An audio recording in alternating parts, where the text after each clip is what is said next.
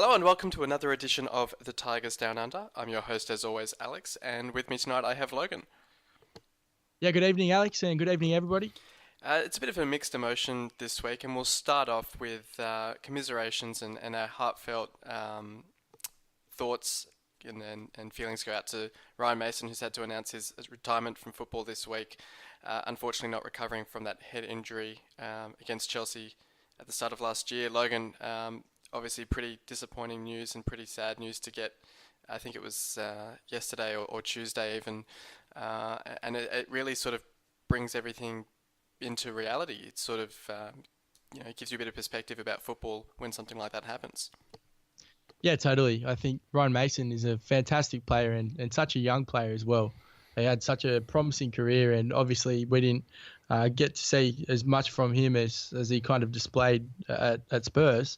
But we were obviously aware of his talents, and the fact that he was our record signing kind of shows the faith that we put in him. And I think that the Hull City fans are as distraught for him as they are for the prospects of what it would be for him to compete. But at the end of the day, there's bigger things in life than football, and we're certainly send him our best wishes, and whatever he does go on to. He will certainly be missed by the Hull fans, but as we said, that's certainly a much more important thing from this side of the fence that he takes care of himself and goes on to live a long and happy life.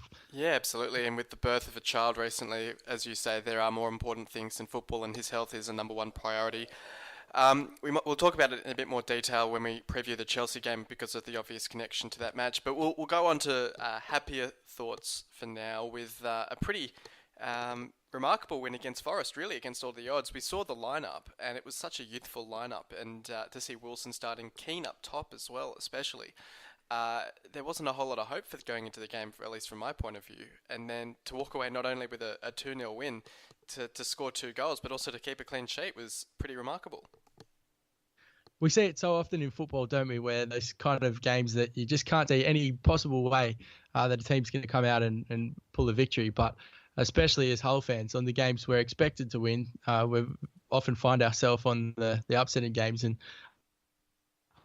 I guess when you think about relegation, the game that we lost to Sunderland in last season, which pretty much assured we were going down, kind of shows. And I think that the Nottingham Forest game had many similar kind of attributes in the sense that, as you mentioned, we didn't really give ourselves much hope. But I think perhaps that the victory in the cup a couple of weeks ago was probably the catalyst for going there with such confidence. And yeah, the way that we played was you couldn't fault the lads. And I guess it was sort of a mixed emotions at the start of the game. Terrell missing the penalty, which Wilson had won, and we'll talk about Wilson in a second. But Terrell misses the penalty. We win a corner from the save, and he immediately rectifies things by putting away the header. So a bit of a mixed emotions to start the game for Terrell.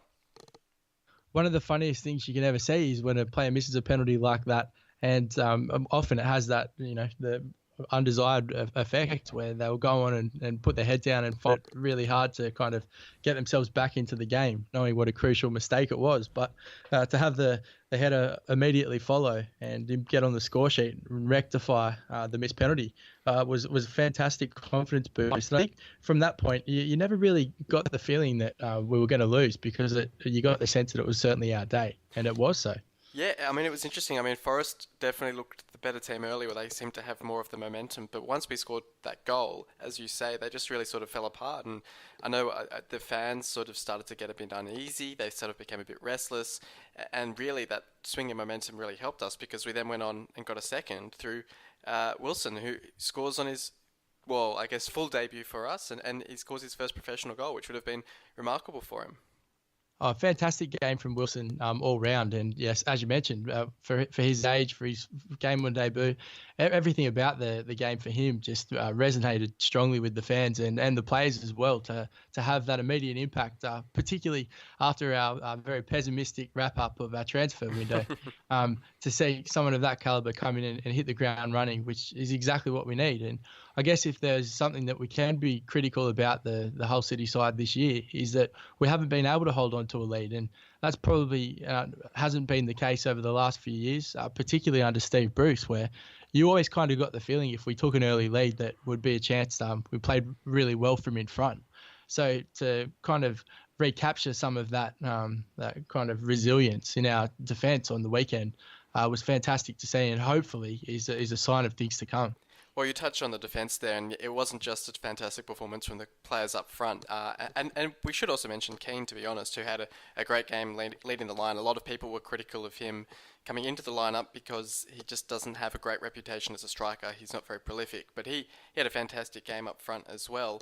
But our defenders as well were fantastic. Aina probably had one of his best games in a City shirt, so it's positive to see the team sort of starting to gel like that.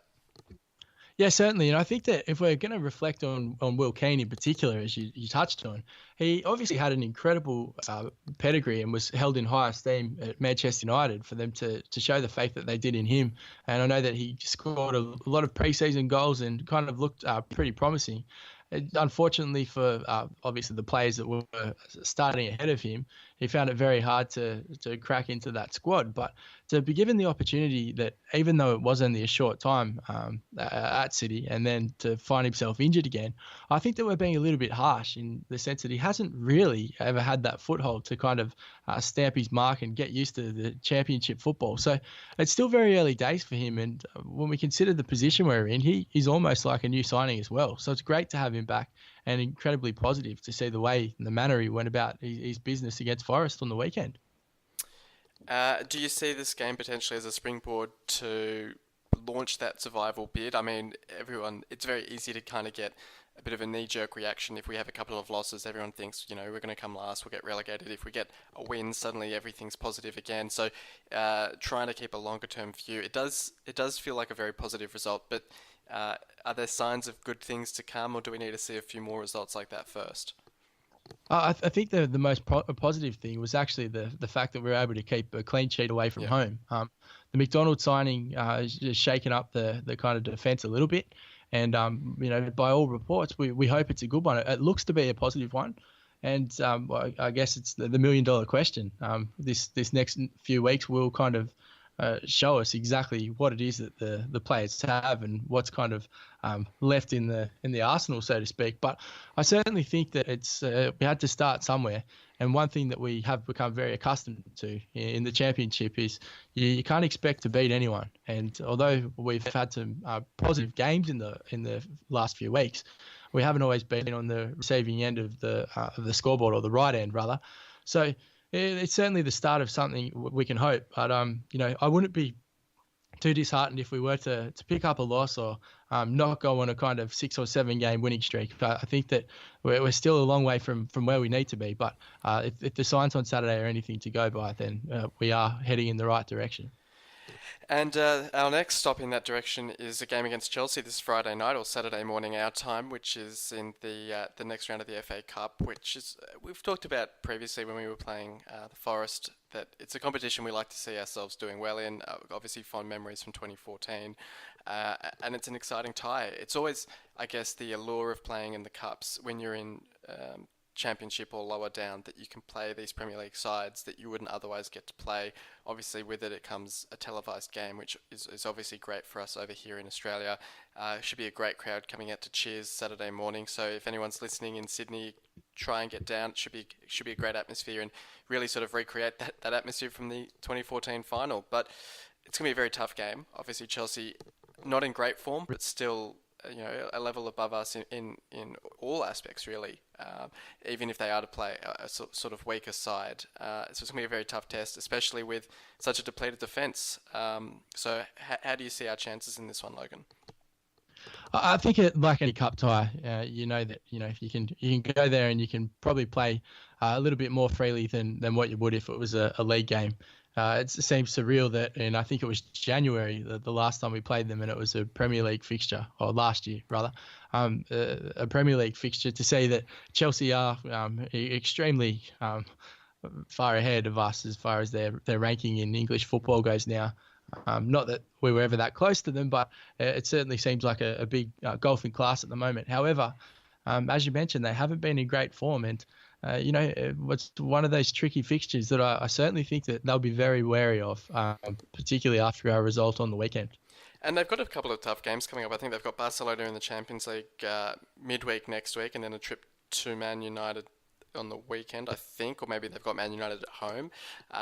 So two very tricky tests coming up after the game against us. So I guess from their point of view, extra motivation to perhaps rotate the squad a little bit, freshen it up, which will obviously play into our hands a little bit. Yeah, you'd hope so, and I mean, if Eden Hazard was to get given a rest, that would certainly be a step in the right direction for us. Again, I don't think that I guess as a club, we're very excited to have an opportunity, but I don't think it'll be the end of the world if we're not to be progressing through the cup. Obviously, that's the aim, but if it weren't to happen, I don't think that, given the situation the club's in at the moment and all the things going on and off the field, I think that this game is somewhat of a throwaway fixture or a free hit, if you will. And something that hopefully will fire the boys up. We touched on at the start of the podcast, Ryan Mason having to announce his retirement. It's interesting timing in the sense that obviously the game against Chelsea was the game in which he had his injury early last year. So hopefully there's something to honour him and as a tribute to him from both teams before the game, which would be great to see.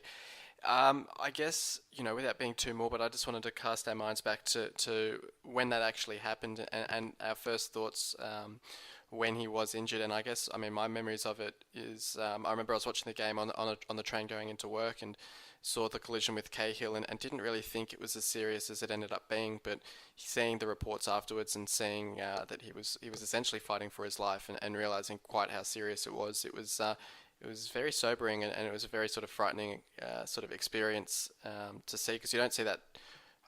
Hopefully, you never see that with players, but you don't see that too often. I guess the last one I can think of is with Fabrice Muamba collapsing for Bolton. But yeah, it's obviously very frightening to see when a player goes down like that.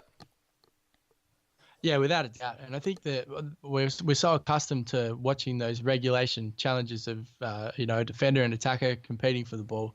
And it did on first glance just appear to be another standard play. But from all reports, the people who were at the ground said they heard an incredibly loud noise. Some people likened it to a car crash, and it became very obvious that when you were watching it on TV, that the fans all looked pretty distressed about it too, and the concern from all the players initially. And I remember there was some really positive reports about the care that was shown to him instantly. That is also something that we should probably mention as well. But just one of those things, an incredibly tough situation that was nobody's fault, and obviously had dire consequences for Ryan Mason. But I think that no harm done. I think Gary Cahill is probably the person who is the most apologetic and has been very vocal in his support for Ryan Mason. So, as we said at the start, we wish him all the best. And it was a horrific incident that hopefully we don't see too much more of. Yeah, it's always remarkable when players, when there is that sort of injury, that players seem to have that sixth sense to know how serious it is. Because I remember at the time when he went down, Huddleston almost immediately was calling for the stretchers, was trying to help him, and all that sort of thing. Which watching the game, you don't necessarily think, that sort of that instant reaction. I guess, as you say, if there was that sort of horrific noise, perhaps that was a bit of a clue for them. But yeah, it was fantastic effort from the medical teams, from the players to really sort of help him.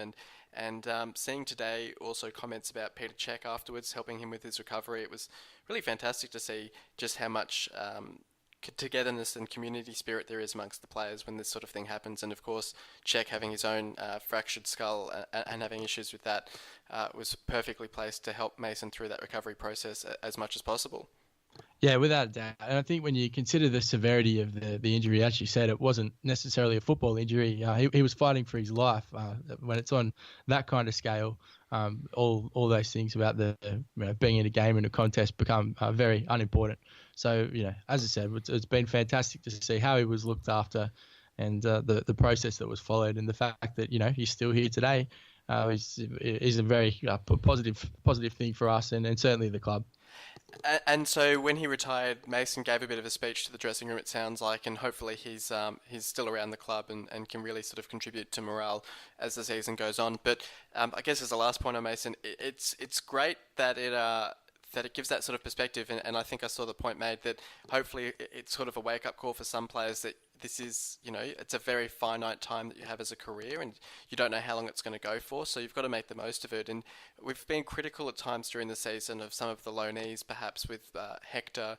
Aina, perhaps not so much, maybe that's more with the fact that he's quite young, but the loanees sort of ambling through the season and not taking it too seriously sometimes. Potentially this sort of thing can be that wake-up call for them to really sort of pull the finger out and actually put in a pretty decent effort. Yeah, without a doubt. I think listening to Ryan Mason, if you were a player in the dressing room, then without a doubt that would have been somewhat touching. I know that he certainly was endeared by the fans. There's a few calls for him on Twitter and the forums. I noticed this week for people wanting to retire his jersey or suggesting that would be the right thing to do. Another shout I heard was for someone wanted him to start the game against Chelsea and get subbed off immediately so he could get the farewell applause.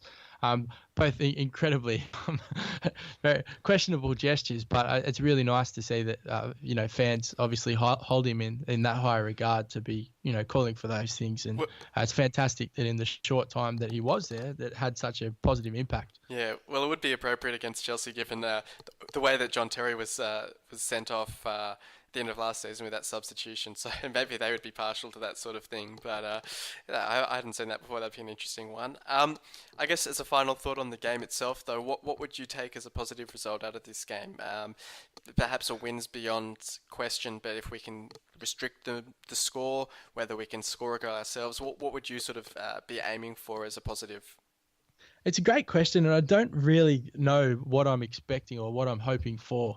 I think I would be pretty content with a positive performance, and I'm not talking about the positive Nigel Atkins warm-up routine. It would certainly be if we can go there for 90 minutes and really have a go at them, so to speak, and cause their defence some problems and kind of just force their hand a little bit. I think that would be a positive sign. If you don't want to go to Stamford Bridge after the good work done last week against Forest and get rolled, I think that if we can keep the score relatively close, then that would certainly be a positive result. If we're to lose by one goal or so, you'd probably take that. But if it's a positive performance, then that could look like anything. Yeah, I probably agree with you there. I think if we can go out and you can almost sense at the start of the game how the team's mentality is for the game. Whether we sit back and defend, I think would be pretty disappointing. I'd love to see us sort of go out there and really have that positive sort of performance. Even if we do lose 2-0, 3-0, whatever, if we really go out and try and play the game in the right way, try and score, try and attack them, rather than just sort of parking the bus, I don't think that would be a great look and a great performance. So hopefully we can sort of continue on with that positive mentality, because that would certainly help the team progress and really sort of fire us up for these last few games of the season. And the other thing that you've mentioned earlier as well, Alex, is the run that Chelsea have coming up, that very tricky fixture against Barcelona, I think. The fact that they're not exactly where they would like to be placed in the Premier League. The FA Cup to them is probably maybe the trophy or the cup that they've got their eye on as far as any chance of silverware this year, if they're being realistic, although they'll probably still fancy themselves as a chance in the Champions League. And I think that the fact that is still kind of the carrot being dangled for them, they'll play a pretty decent team, and I think that they'll have a very large ambition to put us away. So it won't be easy, but like I said, if we go out and attack and have a go at them, you just never know what can happen. Press game as quickly as possible. In towards Diaz!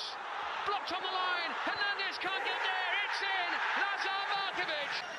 So one of the games of the season last season, we had the 4-2 result against Middlesbrough. Markovic getting the first goal for us in that one was a pretty exciting game. I think we fell behind early to a Traore, not a Traore goal, I think it was a Negredo goal in fact. And then a couple of great performances from Maguire, for instance. I remember playing a few pretty fantastic through balls for our players as well. It was one of those games under Silva where everything just seemed to click, and you really got that sense that potentially we could stay up, even though unfortunately that wouldn't be the case. But we face Middlesbrough again midweek next week. There's two teams that were relegated from the Premier League, having different sorts of lives back in the Championship, even though both have changed managers. Borough now having Tony Pulis, which I, to be honest, didn't see coming. I really thought Pulis would stay in the Premier League, so to get him, potentially a really good acquisition for them.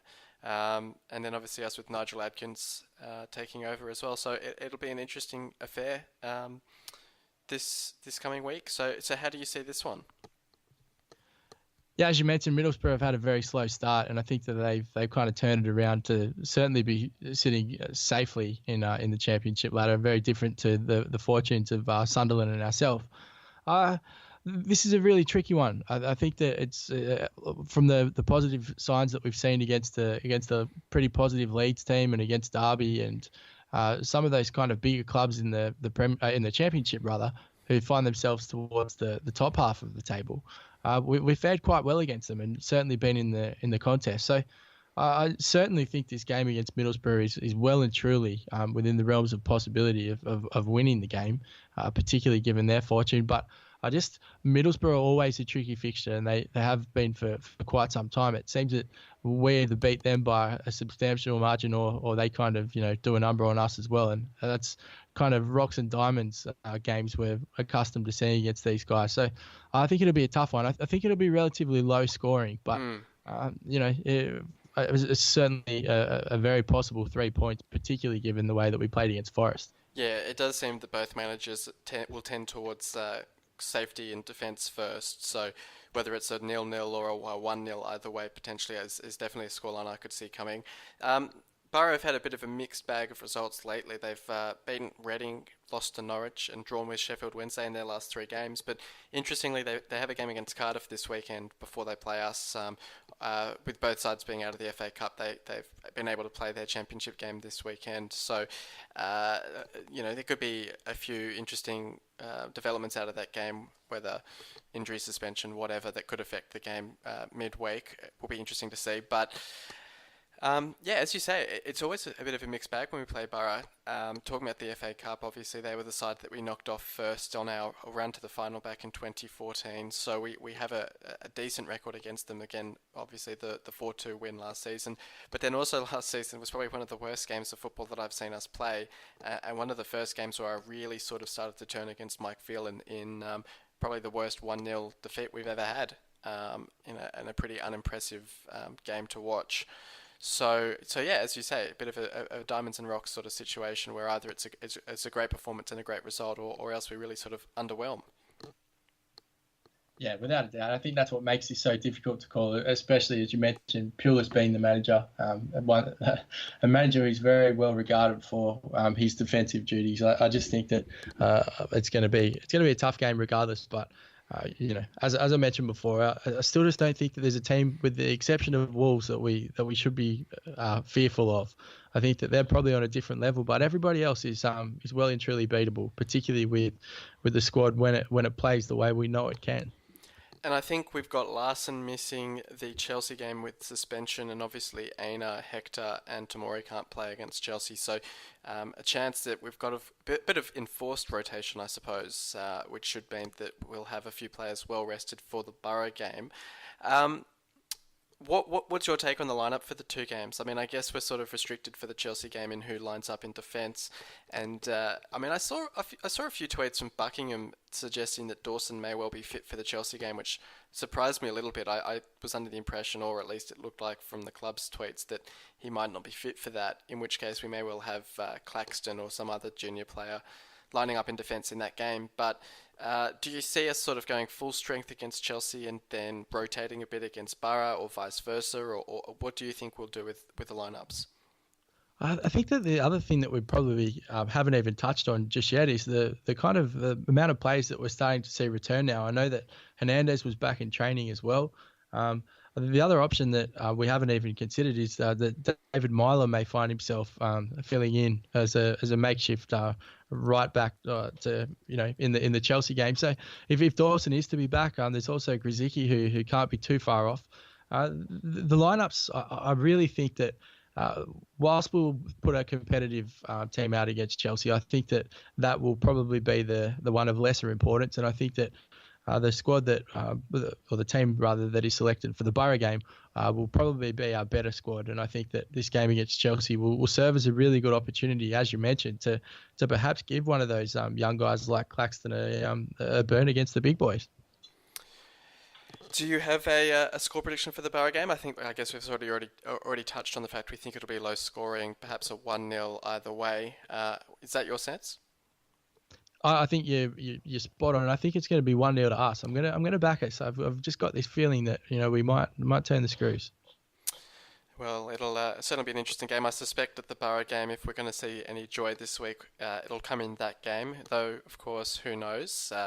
As we've already touched on, Chelsea being a bit out of form and the magic of the cup, anything could happen in that game. Do you have any final thoughts on either of the games?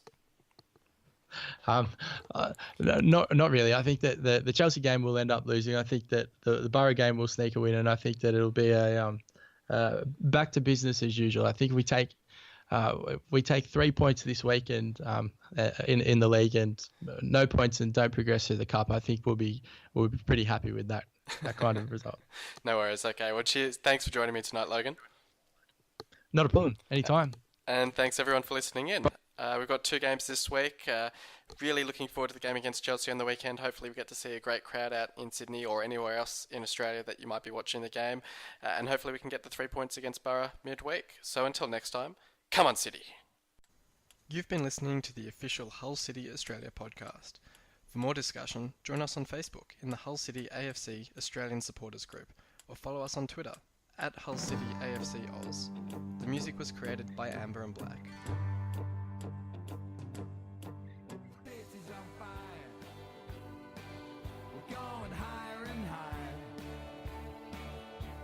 There's no turning back 'cause you're out.